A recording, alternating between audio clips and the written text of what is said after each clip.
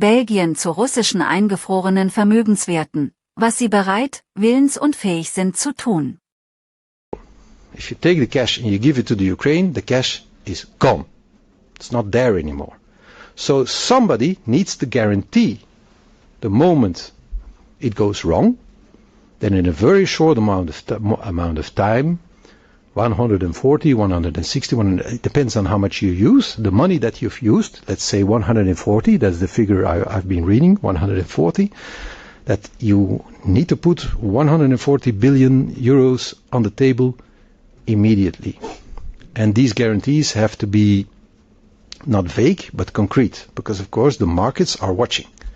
And if they see, you take out of Euroclear 140 billion, you start doing things with that, but you do not have a backstop for that in cash, there's no solution for your guarantee, there's no real solution, then there will be a market reaction. Then you will undermine the trust in Euroclear as a financial institution. The Euroclear holds trillions of euros in reserve. If there is a breach in the trust in the financial system, there will be very heavy consequences for our financial system and even for the Eurozone. So that guarantee has to be very, very solid. And that is, of course, a big question. Who's going to give that guarantee? Is it the member states? It's a question. I asked my colleagues, is it you? Is it the member states? Because the European Commission can make an ordinance saying we will take the money, but the European Commission cannot obligate a member state to sign a guarantee. That's a sovereign competence, which means that everybody has to put a signature on a paper saying I'm responsible for X% of that operation, and the moment it goes wrong, I will immediately pay the amount of cash if it's needed. I asked my colleagues who is ready, willing and able to sign that. Because you take the money from my country, it goes wrong. I am not able, certainly not willing, but even not able to, in a week's time, pay 140 billion euros out of Belgium's rich and full pockets. We're not able to do so, so I would imagine that everybody who's really for this decision, really wants to make it happen, also is ready, willing and able to sign the guarantee so that I can sleep quietly at night, knowing that if it goes wrong, if it goes sour, that the solidarity will make that the money is actually there. This question was not answered with a tsunami of enthusiasm around the table. I think maybe colleagues are reflecting on this now and know that certainly after Christine Lagarde confirmed that this is the case, the guarantees have to be there, they have to be concrete, they have to be immediate. So they heard it from Christine Lagarde, so I guess they all went home reflecting on this, saying, if we move forward on the Russian money, I actually morally am obligated to go before my parliament and say, if this goes wrong, we also have a problem, and I had to put my signature on a document for these guarantees. If it's not from the member states that this guarantee will come, it is for me a question mark from where else it could come. I have no answer to this question, and I did not receive an answer to that question, although it's an important one. That's the second problem, the guarantees. Then there is a third problem that Christine Lagarde put on the table, that I also asked questions about, but nobody elaborated on it, but she spontaneously talked about it. That is, of course, the risk for the Eurozone. And her strong recommendation is that if you do an operation like that and you want the world to perceive it as a legitimate operation, that it would be good if you do not do it alone. And that is what I asked my colleagues also.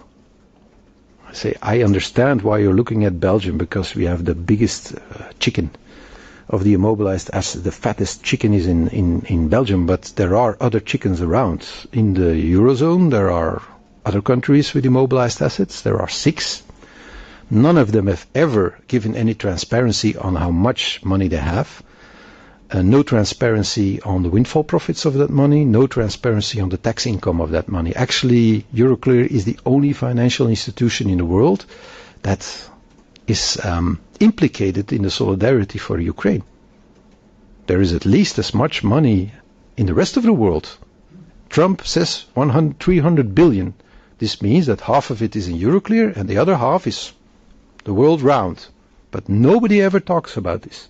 Nobody ever volunteered to say, I also, Japan, 50 billion, I also have windfall profits, I also have tax money, I could offer that money to Ukraine. We're the only ones doing it. So you can imagine for me that it is a bit sour that we are finger-pointed now as the unwilling country. Politico said that I'm a bad boy. A bad boy, me?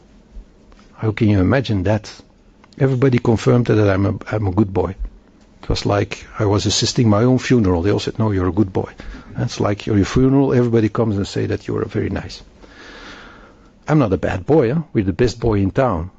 We're the best boy in town. If you talk about immobilized assets, we are the very, very best. And Lagarde said, if you move, then you have to move together, and preferably with a non-euro country. Okay, this also is a problem. If you want to create a perception that you're doing something that's legal, and if you want to avoid very negative attention for the Eurozone, then maybe those who have reserves in pound sterling, in Japanese yen, or in Canadian dollars, or in Norwegian money, or in Swiss francs, could volunteer to say, we'll help you. We are also, every day we say that we stand with Ukraine, so now we're going to put our money literally, or Putin's money literally where our mouth is, and we're going to move together with you to make this operation a success. So these are three issues. It took us a long time to discuss them. We discussed about this for hours. And then afterwards at the dinner rediscussed it with Christine Lagarde, who gave her expert opinion, who and also indicated that these problems that we put on the table are actually real. They're real. They're not imagined. They're not a question of not being willing or being reluctant. It's because they are real and they have to be solved. And the conclusion of the Council at the end of the day, if you look at the draft, you will see that it is short, and that it only says that there is a problem with the financing of Ukraine. This is true. Everybody thinks that this should be solved. 26 of the 27 want to solve the financial problem of Ukraine. I also. I'm ready, willing and able to do whatever it takes to help the Ukrainian ally. Let there be no doubt about this. And that the Commission has to work on proposals, plural, for solutions. Of proposals, plural, for a solution, single, to get this done. And the drafting also states the obvious, that the immobilized assets will stay immobilized until the end of the war, which was always, of course, the philosophy of the immobilized assets, so that's a no-brainer. But for the rest, it is a question mark.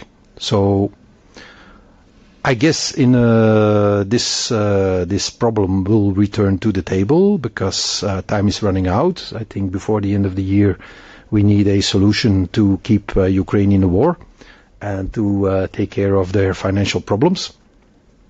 I'm ready, willing and able to do so, and so I'm ready, willing and able to engage, as we are a particular member state, holding Euroclear, we are a particular member state, so I'm ready to engage with the Commission and other people who might want to talk to me about it, to say, are there solutions for the problems that we put on the table? So, to summarize, can we make it legal? And what are the risks and the countermeasures that we face? The legality and the countermeasures of Putin.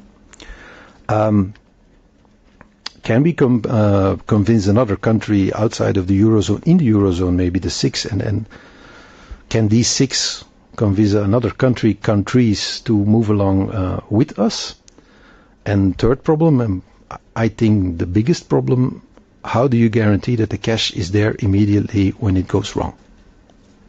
If we find solutions for these three problems, then maybe we can go ahead. If not, maybe another option can be put on the table to get the financing of Ukraine on the road. that's about it. I see.